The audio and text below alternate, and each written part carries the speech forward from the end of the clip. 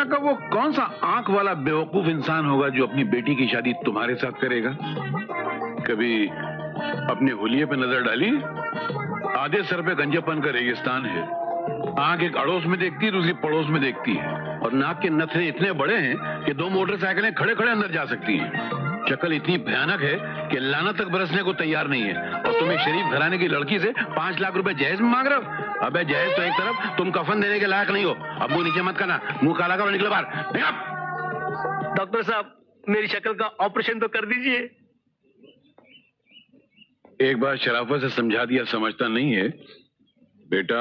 Operation करके इतना भयानक बना दूंगा कि कोई अंधा जानवर भी अपनी बेटी तुझे नहीं देगा। करूं तेरा ऑपरेशन? चल। अरे मुझसे ज्यादा ऑपरेशन की जरूरत आपको है। अपनी शक्ल देखी है मीना? मीना, अब तो मुस्कुरा दो। कल 4 महीने बाद हमारा बेटा विजय अमेरिका से वापस आ रहा है।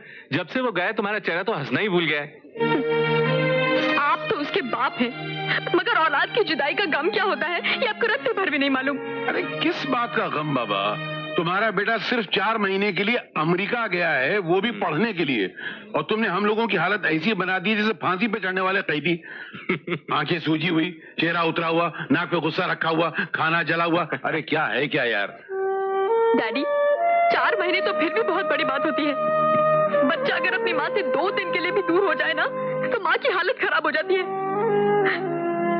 पता नहीं क्या खाता पीता होगा, कौन उसका ख्याल रखता होगा, रात को सोते वक्त उसके सर पे तेल कौन लगाता होगा। देवी जी, हमारा बेटा अमेरिका गया हुआ है, कोई जंगल वंगल नहीं गया हुआ है।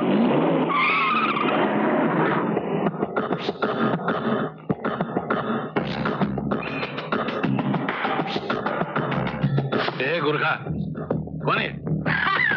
हाय डैड, हाय मॉम, हाय राम, ये तो मेरा विजय है। यो, देखो इसकी क्या हालत हो गई है। मैंने कहा था ना इसको अमेरिका मत भेजो, कहा था ना मैंने, लेकिन मेरी बात सुनता कौन है? मैंने पहले कहा था डैडी इसको वहां की हवा रास नहीं आएगी, लेकिन मेरी बात तो किसी ने कभी नहीं सुनी ना। देखो इसकी क्या हालत हो गई है, ये लंबे लंबे बाल, ये दीवानों जैसा हाल। विजय, तू तो कल आने वाला था ना, एक दिन पहले कैसे आ गया? हम हिप्पियों का हाल ना पूछो डैड। हमारी दुनिया में सब काम उल्टे होते हैं। 20 को निकलते हैं तो 19 को पहुंचते हैं। एग्जाम पहले देते हैं, पढ़ाई बाद में करते हैं, गिरते बाद में हैं, उठते पहले हैं। क्या करें? हाय राम, मेरा बेटा तो पागल हो गया है, दीवाना हो गया है, अपने माँ बाप दोनों से बेगाना हो गया है। अरे काहे का दीवाना? 4 फटके मारूंगा, सारा दीवानापन ठीक हो जाएगा और सियानापन निकल आएगा। तू देख अभी क्या है बे?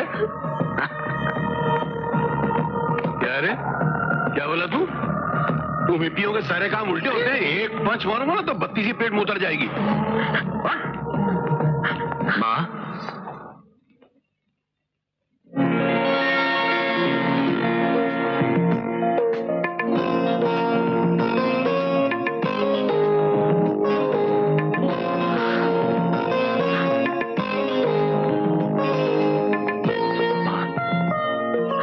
अपने बेटे पर इतना भी भरोसा नहीं।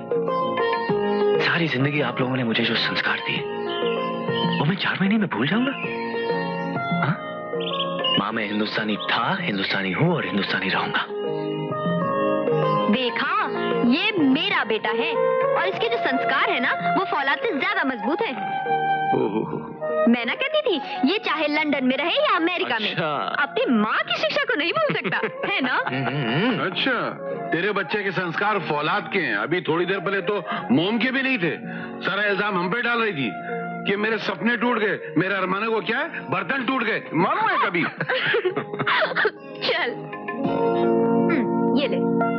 बस करो मम्मी, तुम क्या पिछले 4 महीने का खाना आज ही खिला रही हो? तू चुप करके खा। अमेरिका में पता नहीं क्या रूखा सूखा खाता होगा। अमेरिका का खाना सारी दुनिया में मशहूर है। भूखों की दुनिया में मशहूर होगा। वहाँ के सूखे सैंडविच और रूखे बर्गर, इसके सिवा वहाँ पे रखा है क्या? अरे, आप लोग खाना क्यों नहीं खा रहे? क्या है, दांतों में ताकत नहीं है ना, वरना ये प्लेट खा के पेट भर लेते। क्यों? प्लेट क्यों खाएंगे आप? अजी, अगर प्लेट में खाना ना हो तो प्लेट ही खाना पड़ेगा ना। मैंने आप लोगों की प्लेट में खाना नहीं डाला। अजी, घास नहीं डाली, एक नजर नहीं डाली, खाना डालना तो बहुत दूर की बात है। आई एम सो सॉरी, मेरा ध्यान कहीं और था। जाहिर बात है, बेटा आ गया तो ध्यान कहीं और जा भी कैसे सकता है।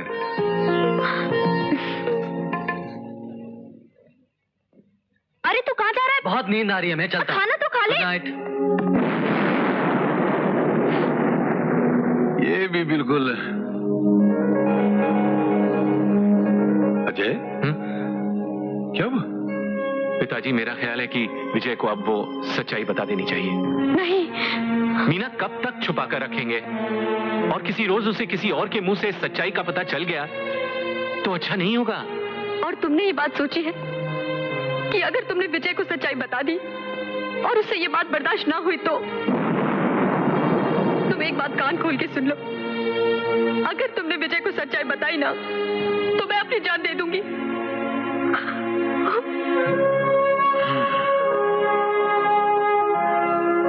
अजय, सब्र करो बेटा।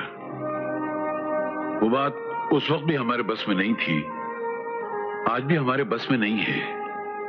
और जिस उलझन और परेशानी पर इंसान का जोर न चलता हो उसको कुदरत के हवाले कर देना चाहिए, बस।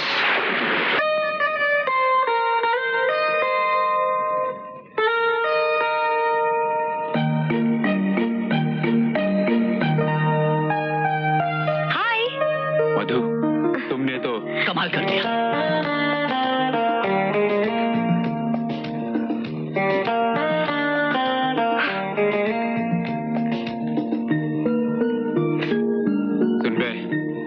आइंदा ना तो कभी मधु से बात करना, ना ही उसकी तरफ नजर उठाकर देखना, क्योंकि इस दुनिया में अगर यह हक किसी को हासिल है तो वो सिर्फ मुझे है। समझ गया ना?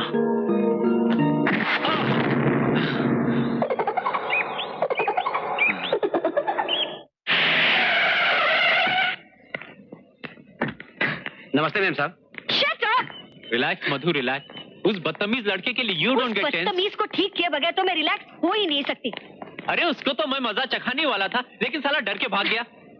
Relax, relax. उसे तो मैं देख लूंगी, छोड़ूंगी नहीं उसे मैं। मधु बेटी, किस पे गुस्सा किए जा रही है तू? एक लड़का है कॉलेज में आंटी, मेरा प्रोग्राम फेल करने की कोशिश कर रहा था, काफी बदतमीजी कर रहा था। कोई बेहुदा हरकत तो नहीं की उसने? अरे वो क्या बेहुदा हरकत करेगा, छोड़ती क्या मैं फिर उसे। बस प्रोग्राम खराब करने की कोशिश कर रहा था। अरे इतनी सी बात पे गुस्सा करने की क्या बात है? चल खाना खा ले। बिल्कुल भूख नहीं है मुझे। अरे पर उसका गुस्सा खाने पे क्यों उतारती है? लेकिन उसकी हिम्मत कैसे हुई ये सब करने की? इसीलिए तो आए दिन कहती हूँ तेरे कॉलेज के प्रोग्राम डांस वांस मुझे जरा भी पसंद नहीं है, इनसे दूर ही रहा कर। और फिर लड़की जात के लिए ये बिल्कुल अच्छी बात नहीं है, पर तू है कि मानती ही नहीं। ओहो आंटी, आप तो मेरे से भी 10 कदम आगे हैं। फौरन राई का पहाड़ बना देती है। अरे इतनी भी कोई सीरियस बात नहीं हुई थी। और फिर किसकी मजाल है जो आपकी बेटी के साथ कोई ऐसी वैसी हरकत करे? Good morning. क्या बात है, आप लोग इस तरफ फ्रीज होकर मेरी तरफ क्यों देख रहे हैं? क्या?